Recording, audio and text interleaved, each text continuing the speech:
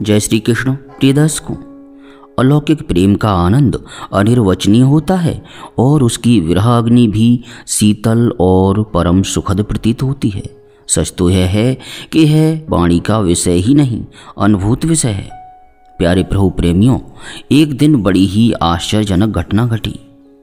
सिद्ध श्री जगन्नाथ दास बाबा और उनके शिष्य बिहारी दास बाबा रनवारी में श्री कृष्णदास बाबा के निकट एक कुटिया में ठहरे हुए थे। शेष रात्रि में श्री जगन्नाथ दास बाबा ने बिहारी दास बाबा को पुकारते हुए कहा, बिहारी देख तो श्री कृष्णदास बाबा की कुटिया में क्या हो रहा है। बिहारी दास बाबा भागकर गए तो देखा कुटिया का दरवाज़ा भीतर से बंद है। दरवाजे की झिरी में से झांका तो देखा कि कृष्णदास बाबा सिद्धासन की मुद्रा में बैठे हुए हैं। उनका शरीर दग्ध हो रहा है और मुख से हरि नाम का उच्चारण हो रहा है। वे दौड़कर गए और जैसे ही गुरुदेव से कहा, श्री कृष्णदास बाबा का शरीर दग्ध हो रहा है, वे चीख पड़े, अहो विरहानल विरहानल। उसी समय पड़ोसी ब्रजवासी दौड़ पड़े। श्री कृष्णदास बाबा की कुटिया का दरवाज़ा तोड़ा। भीतर जाकर देखा कि अग्नि धक धक कर जलते हुए बाबा के कंठ तक आ गई है। फिर भी उनके मुख से नाम का स्पष्ट रूप से उच्चारण हो रहा है। ब्रजवासी कातर भाव से उनकी ओर देखते रह गए। तब उन्होंने मसाल की तरह जलते हुए अपने दोनों हाथ उठाकर आशीर्वाद देते हुए कहा, तुम्हारे गांव में कभी किसी प्रकार का संकट नहीं आएगा। सर्वत्र दुर्भिक्ष और महामारी होने पर भी तुम्हारा गांव सुरक्षित रहेगा। जगन्नाथ दास बाबा ने देखा कि अग्नि बाबा के कंठ तक आ गई है। तब उन्होंने रुई की 3 बत्तियां बनाकर बाबा के माथे पर रख दी। बत्तियां जलने लगीं और उनके साथ ही उनका सारा शरीर भस्मीभूत हो गया। प्यारे भक्तों, श्री श्री कृष्णदास बाबा जी बंग देश के जशोहर जिले के अंतर्गत मोहम्मदपुर ग्राम के रहने वाले थे और उनका पूर्व नाम था श्री कृष्ण प्रसाद चट्टोपाध्याय। पिता का नाम था श्री गोकुलेश चंद्र चट्टोपाध्याय। जब उनके विवाह का प्रस्ताव हुआ तभी वे एक दिन शेष रात्रि में घर से निकल पड़े और पैदल ही चलकर वृंदावन पहुंच गए। वृंदावन में श्री श्री मदन मोहन जी की सेवा में कुछ दिन रहकर रनवारी चले गए। रनवारी उस समय भीषण जंगल था। वहाँ एक छोटी कुटिया बनाकर उसमें भजन करने लगे। संध्या समय मधुकरी मांग लाते, अपने प्रयोजन अनुसार रखकर बाकी गायों को खिला देते। मधुकरी इतनी मिलती कि रास्ते भर गायों को खिलाते आते, क्योंकि प्रत्येक व्रजवासी मधुकरी के लिए आग्रह करता और वे उसकी उपेक्षा न कर पाते। बाल्यकाल में ही गृह त्याग कर व्रज चले जाने के कारण श्री कृष्णदास बाबा और किसी तीर्थ के दर्शन नहीं कर पाए थे। प्राय 50 वर्ष बाद उनके हृदय में वासना जागी एक बार चारों धाम के दर्शन कर लेने की। राधा रानी ने स्वप्न में दर्शन देकर कहा, तुमने वृंदावन में मेरी शरण ली है, तुम्हें और कहीं जाने की आवश्यकता नहीं। यहीं रहकर भजन करो, तुम्हें सर्व सिद्धि लाभ होगी। उन्होंने प्रिया जी के स्वप्न आदेश को अपने मन बुद्धि की कल्पना जानकर उसकी अवहेलना की और तीर्थ यात्रा को निकल पड़े। भ्रमण करते करते द्वारका पहुँचे।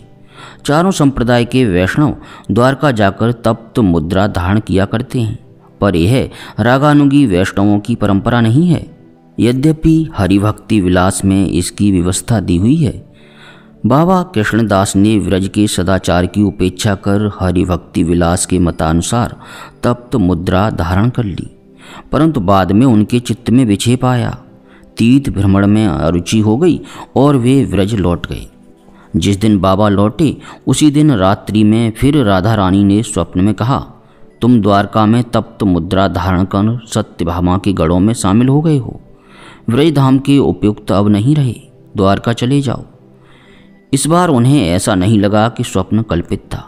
किम कर्तव्य विमूढ़ हो वे गोवर्धन के सिद्ध श्री कृष्णदास बाबा के पास गए। उन्हें देखते ही गाढ़ आलिंगन पूर्वक बाबा ने पूछा, आप इतने दिन कहाँ थे? उन्होंने उत्तर दिया, मैं द्वारका गया था, यह देखिए तप्त मुद्रा लगवा आया हूँ। ओहो, तब आज से आपको स्पर्श करने की मेरी योग्यता नहीं रही। कहाँ आप महाराज राजेश्वरी की सेविका, कहाँ मैं ग्वालिनी की दासी। दीर्घ निश्वास के साथ कई कदम पीछे हटते हुए सिद्ध बाबा ने कहा। विरज में उस समय और भी कई सिद्ध महात्मा विराजमान थे। उनसे भी कृष्णदास बाबा ने जाकर पूछा कि उन्हें क्या करना चाहिए। उन्होंने उत्तर दिया कि प्रिया जी के आदेश अनुरूप ही आपको चलना है। उनके आदेश के ऊपर उपदेश देने की हमारी क्षमता कहाँ। हताश होकर वे रनवारी लौट गए। अन्न जल त्याग कर कुटिया में जा पड़े। अनुताप और प्रिया जी के विरह की अग्नि से उनका हृदय दग्ध होने लगा। इस अवस्था में पड़े पड़े 3 माह बीत गए। तब भीतर की अग्नि बाहर फूट पड़ी। 3 दिन में अग्नि चरणों से लेकर कंठ तक फैल गई। चौथे दिन श्री जगन्नाथ दास बाबा के सहयोग से उनका सारा शरीर भस्म हो गया। भस्म राशि शीतल हो जाने के कई दिन बाद उनके गुरु भाई श्री प्रेमदास बाबा जी महाराज आए। भस्म के निकट जाकर दंडवत कर बोले, दादा आपने मेरे हाथ की लकड़ी तो ली नहीं, यह मैं लकड़ी दे रहा हूँ। भस्म राशि से स्पर्श होते ही लकड़ी जलने लगी और भस्म होकर उसी में मिल गई।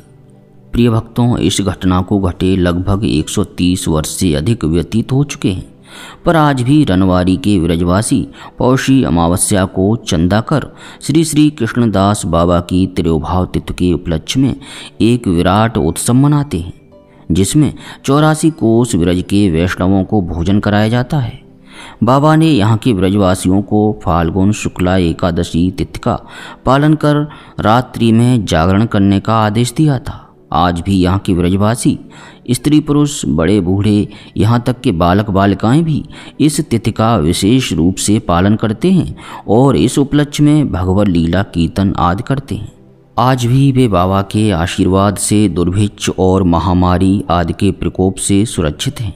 उनका विश्वास है कि सिद्ध बाबा की समाधि के आगे जो कोई भी कुछ भी प्रार्थना करता है, मन्नत मांगता है, उसकी वह इच्छा अवश्य पूरी होती है।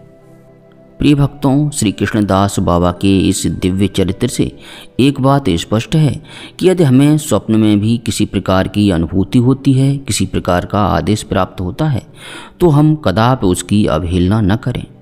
वीडियो को अधिक से अधिक लाइक और शेयर अवश्य करें, जिससे दूसरे भक्तों को भी, दूसरे साधकों को भी यथा योग्य लाभ प्राप्त हो सके। किसी प्रकार की त्रुटि के लिए क्षमा चाहते हुए आप सभी से विनम्र निवेदन है कि अपने हृदय मंदिर में अपने इष्ट देव का ध्यान करते हुए, स्मरण करते हुए प्रेम से बोलिए, हरे कृष्ण कृष्ण कृष्ण हरे हरे, हरे राम राम राम हरे हरे।